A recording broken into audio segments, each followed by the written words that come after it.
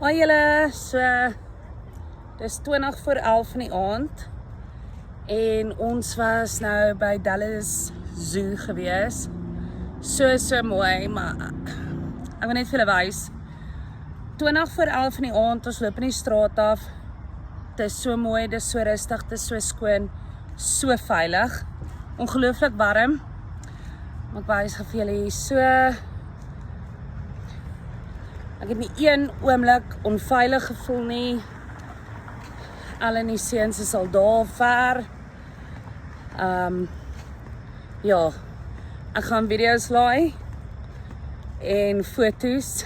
Dit is beslis 'n belewenis hierdie. Ek het nog nooit, ja, ek het dit nog nie gesien nie. Nog nooit so iets nie. Dit was rustig, dit was stil.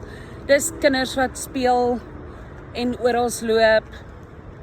Ja, dis lekker, dis 'n lekker gevoel. Dis 'n content gevoel.